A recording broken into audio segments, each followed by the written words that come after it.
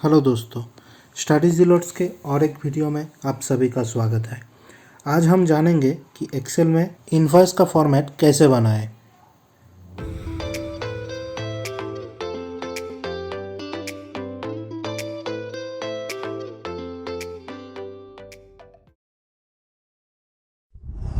देखिए दोस्तों, यहाँ पर एक इनवॉइस का फॉर्मेट दिया हुआ है जो कि कम्प्लीटली एक्सेल में बनाया गया है।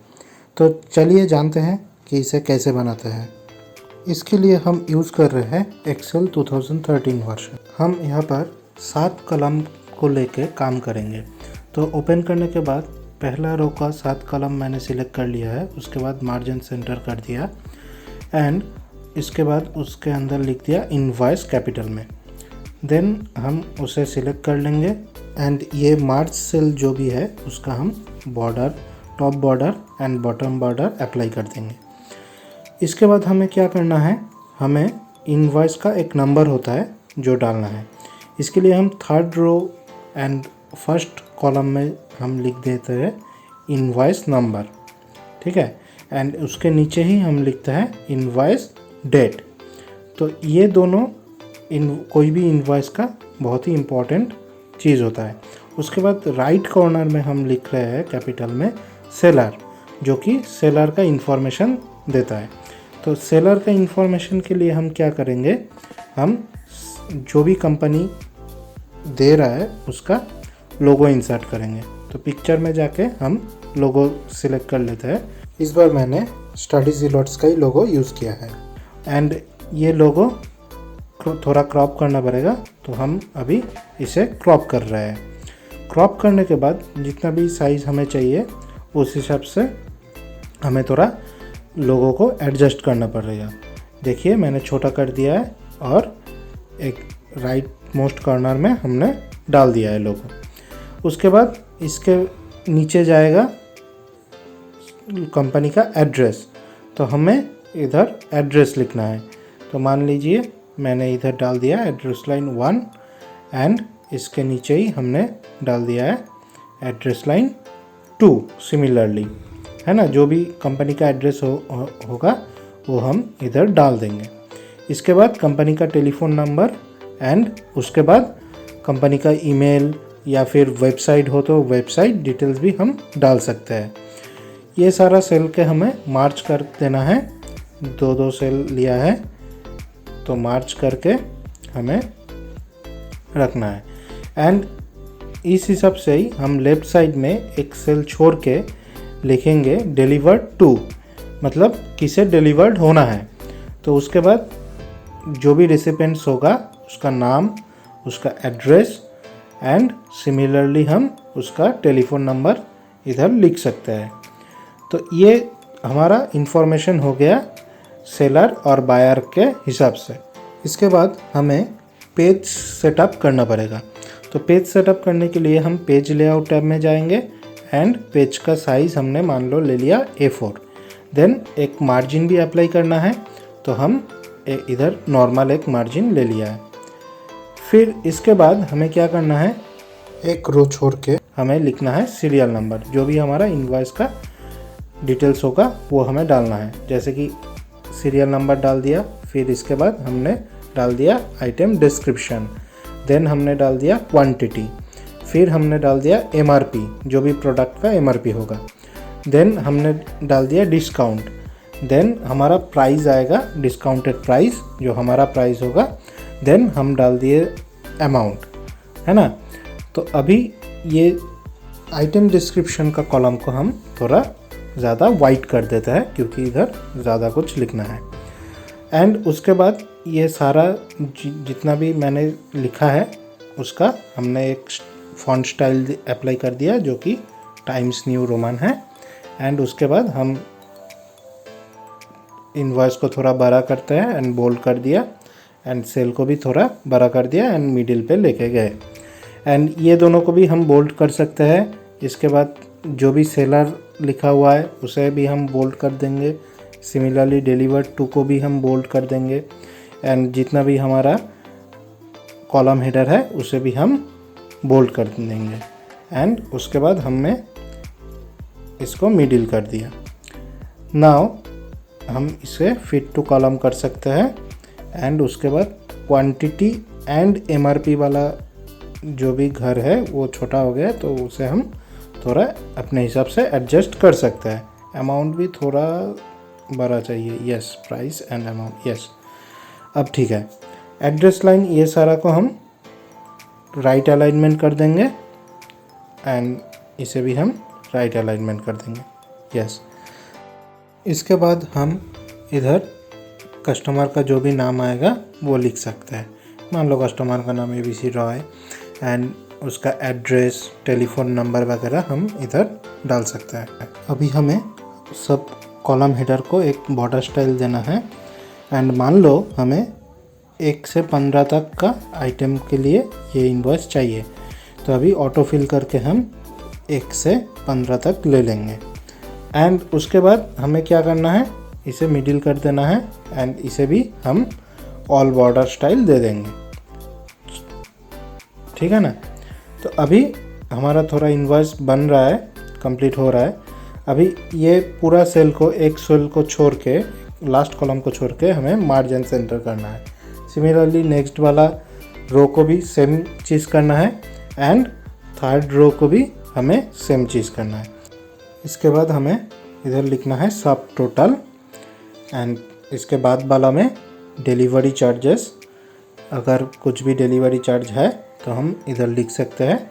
एंड इसके बाद मान लो नेट टोटल, या फिर हम इसे ग्रैंड टोटल भी कह सकते हैं। तो एक सेकंड, हम इसे एडिट करके ग्रैंड टोटल लिख रहे हैं, है ना।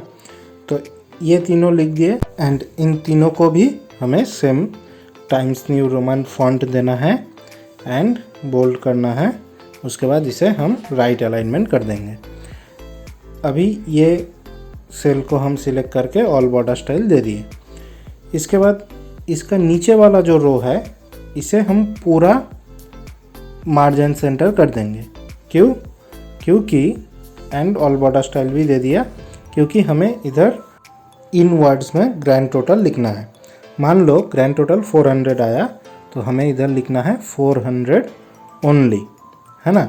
इसके लिए हम डिफरेंट एक वीडियो बनाएंगे जिसमें हम देख सकते हैं कैसे हम नंबर टू वर्ड कन्वर्ट कर सकते हैं। इसके बाद हम इधर लिखेंगे हेल्प्स एंड कंप्लेंट्स। मान लो कोई कस्टमर को कोई शिकायत या फिर इंक्वायरी करना है तो वो कहाँ कर सकता है।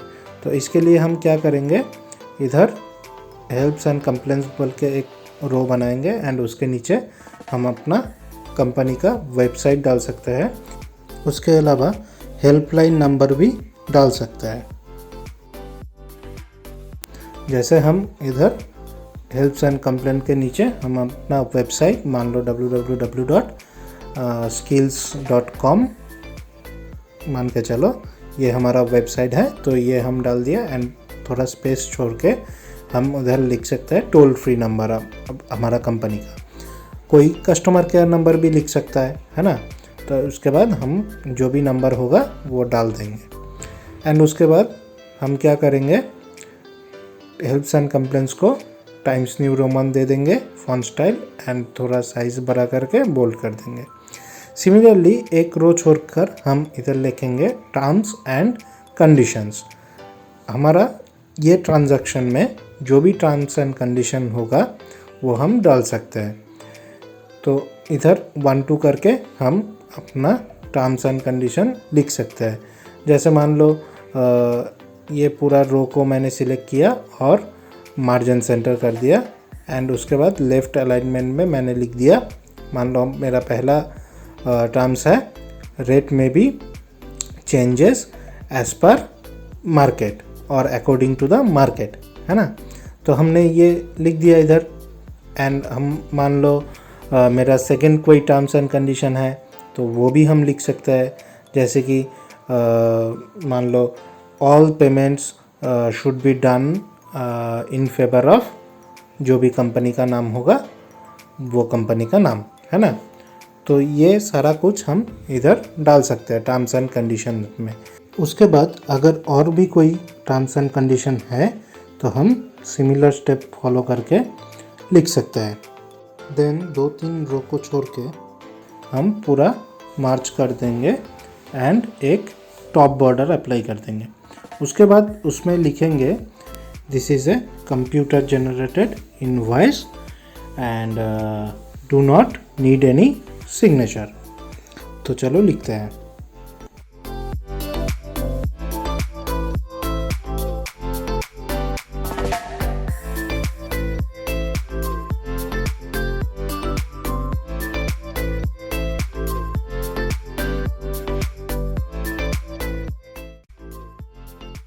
इसे हम similarly Times New Roman font दे देंगे, थोड़ा छोटा कर देंगे एंड बोल्ड कर देंगे, तो इससे ये अच्छा दिखेगा, है ना।